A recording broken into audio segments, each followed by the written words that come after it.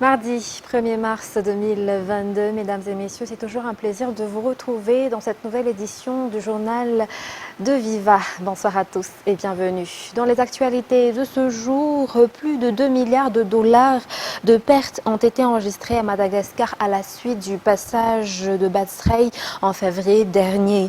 En tant que membre de la mutuelle panafricaine d'assurance pour la gestion des risques ou ARC, Madagascar a reçu plus de 10 millions de dollars d'indemnisation pour aider les populations dans les zones touchées par le cyclone aujourd'hui. Ruth Christelle Rakout-Malal et Yves Janel nous en disent plus.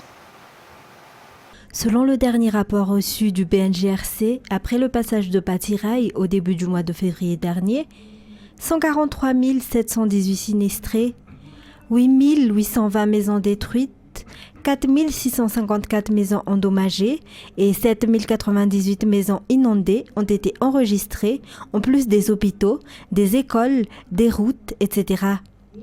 Les pertes s'élèvent à 2 176 988 546 dollars.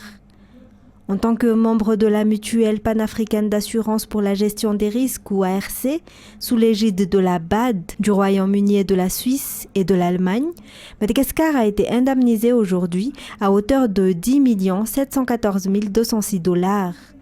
Selon le Premier ministre Tsai Christian, cette somme sera utilisée pour les services essentiels, pour la reconstruction et réhabilitation durable et d'autres diverses activités à définir selon l'évolution de la situation. Les zones les plus touchées par le passage de Batsiray, telles que les régions Atsnanan, Aloch, Sud-Ouest, Vatvav et Fitvnan, seront les principales bénéficiaires de ces compensations. Et concernant la guerre entre la Russie et l'Ukraine, Madagascar observe de près ce qui se passe actuellement, a déclaré le Premier ministre Tsai Christian. Il a ajouté que Madagascar a toujours privilégié la coopération avec tous les pays tiers et qu'il n'est pas encore temps de se prononcer. Nous allons également suivre les actualités concernant cette guerre entre la Russie et l'Ukraine dans les actualités internationales. Mais toujours dans cette page politique, le nombre des électeurs a augmenté de 1,92% selon les statistiques sorties lors de l'arrêtage provisoire de la liste électorale par la CENI hier dans le cadre de la révision annuelle de la liste. Cette liste reviendra au niveau des Fokontane pour que les citoyens puissent procéder à une vérification de leur inscription. Cécile Vin nous en dit plus. Les électeurs inscrits dans la liste électorale jusqu'au 28 février sont au nombre de 10 712 981 selon le rapport de la CENI. Le nombre des inscrits a augmenté de 1,92% par rapport à l'ancienne liste, le 15 mai 2021, où le nombre des électeurs était de 10 512 419. Ces chiffres sont sortis suite à la révision annuelle de la liste électorale effectuée par la CENI. Cette révision a débuté le 1er décembre dernier avec 3 grands objectifs, à savoir l'introduction des nouveaux électeurs dans la liste, notamment ceux qui viennent d'avoir 18 ans et qui étaient au nombre de 380 601 cette année. Deuxième objectif, la suppression des personnes décédées et ceux ayant déménagé ou encore ceux n'ayant plus leur droit de vote selon la décision de la justice. Ces derniers sont au nombre de 80 039. Et enfin, il y a eu la réinscription des électeurs qui ont été supprimés ou encore ceux qui ont repris leur droit de vote. La CENI procède également au renvoi de la liste électorale auprès des Fokontane si elle constate des noms qui sont inscrits 2 fois ou encore les électeurs qui ont le même numéro de carte d'identité nationale afin que le Fokontane puisse vérifier et rectifier. Les électeurs auront un délai de 20 jours pour vérifier leur nom et les autres informations les concernant dans cette liste. La CENI devra ainsi tenir des sensibilisations.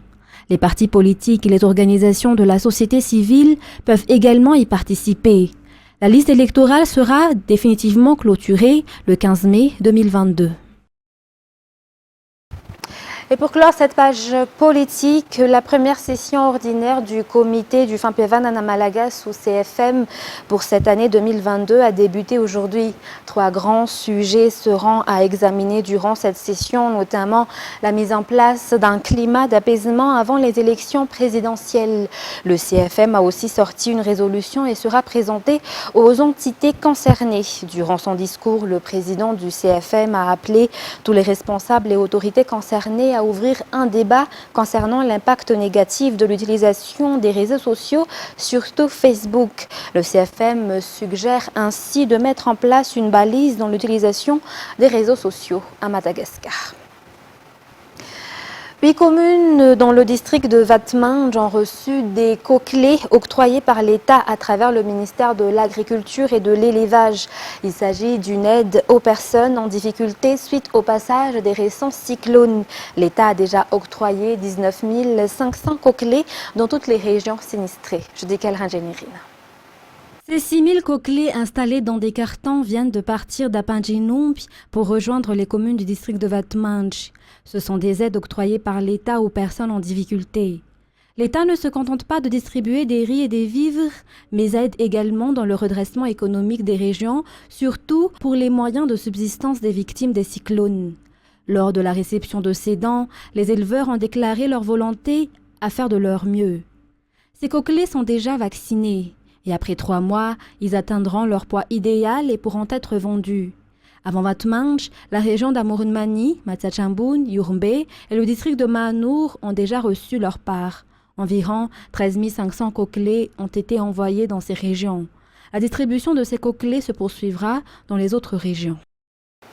Revenons à présent dans la capitale. Plus de 3000 ménages issus de 5 Fukuntan du 6e arrondissement ont bénéficié du vaccin dans le cadre de l'aide de l'État aux sinistrés suite au passage du cyclone Batsrei. Cet arrondissement a été lourdement impacté par ce cyclone.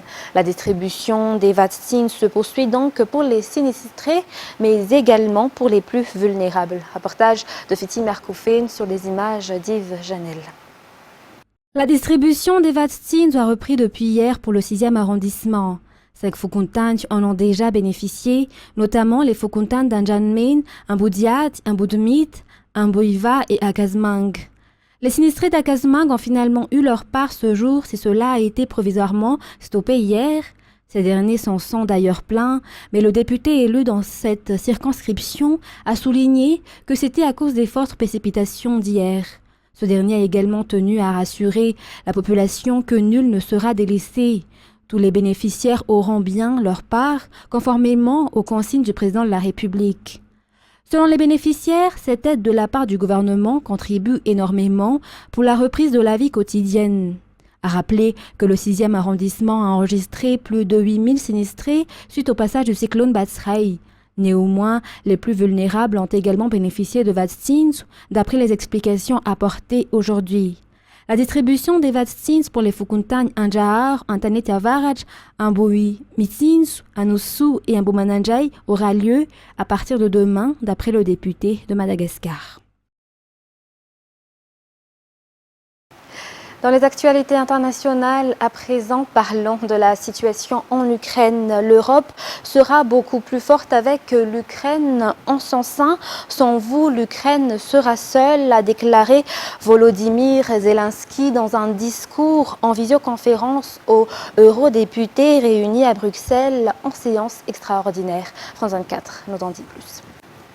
Le président ukrainien Volodymyr Zelensky a parlé pendant 10 minutes face aux députés réunis dans l'hémicycle pour cette session extraordinaire du Parlement consacrée donc à la guerre en Ukraine. Il était seul sur un fond blanc, assis dans un fauteuil derrière une table. Et le chef de l'État ukrainien, il a livré un discours à la fois très émouvant mais aussi extrêmement combatif. Je crois que c'est ça qu'il faut retenir.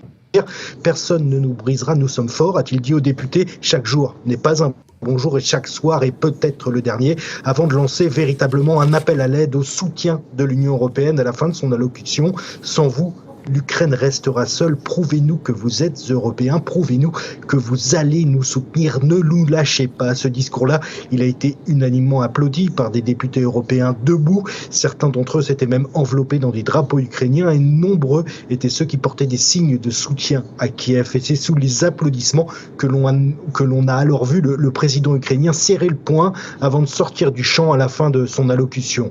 Dès l'ouverture de cette session extraordinaire, d'ailleurs, le Parlement avait voulu montrer son soutien à l'Ukraine. Le Parlement européen est votre allié, avait lancé Roberta Metsola, la présidente du Parlement. Les agresseurs ne sont pas les bienvenus. L'Europe est prête à aller plus loin encore.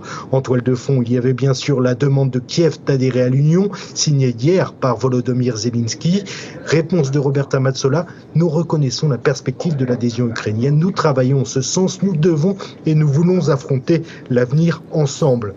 Mais ce message ne veut pas dire adhésion immédiate, comme l'avait demandé hier le président ukrainien. Si les Européens doivent bien voter tout à l'heure une résolution soutenant la perspective d'une adhésion de Kiev à l'Union, un texte soutenu par les principaux groupes politiques, ce texte, il est sans force contraignante. Ça veut dire que ce sera un message politique très fort sans doute, mais ce ne sera pas plus que ça. Selon les procédures européennes en vigueur, une éventuelle décision d'adhésion relève en effet des 27 États membres à l'unanimité, et tout ça arrive après l'examen d'un très grand nombre de critères qui doivent correspondre aux standards et aux valeurs de l'Union. Autrement dit, ça prend plusieurs années. Merci beaucoup Jean-Jacques. Après la fin du lent et difficile couvre-feu, les habitants de Kiev vont sortir des abris anti-bombes. Certains continuent d'essayer de quitter la capitale ukrainienne alors que d'autres restent et doivent faire des réserves en prévision des prochains jours. France 24. Devant les pharmacies de Kiev, des files d'attente. Les Ukrainiens font des provisions. Près de 2 jours de couvre-feu et ils peuvent enfin sortir. Потому что не все аптеки работают. У меня муж с инсультом, поэтому мне нужны лекарства, поэтому мы пришли сюда, где работает аптека. К сожалению, такая обстановка в стране, что не все аптеки работают. That it's unpredictable and it gives you all the time like up and down, and it's very hard to feel it, especially when you talk with your relatives, kids. You should be strong. You shouldn't show that you're afraid, but you're afraid, actually. Un homme n'a pas le temps d'attendre. Il donne une liste de médicaments.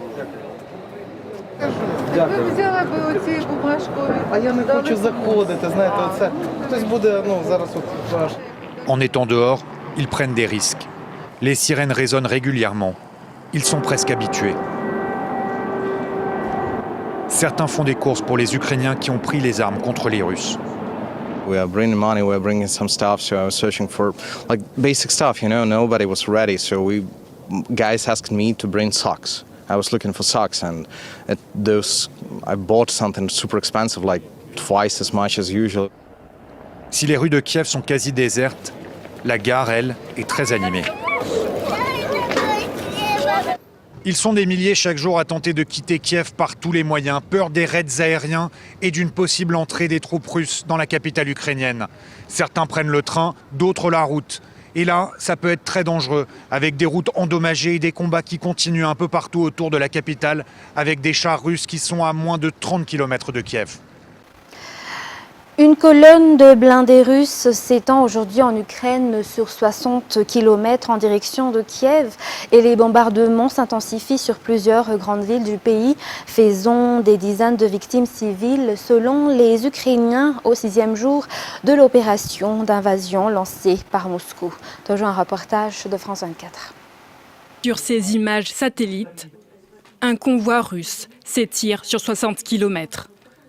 Des véhicules blindés, de l'artillerie, des camions de ravitaillement. Direction la capitale ukrainienne. Contrôler Kiev est l'objectif principal du Kremlin.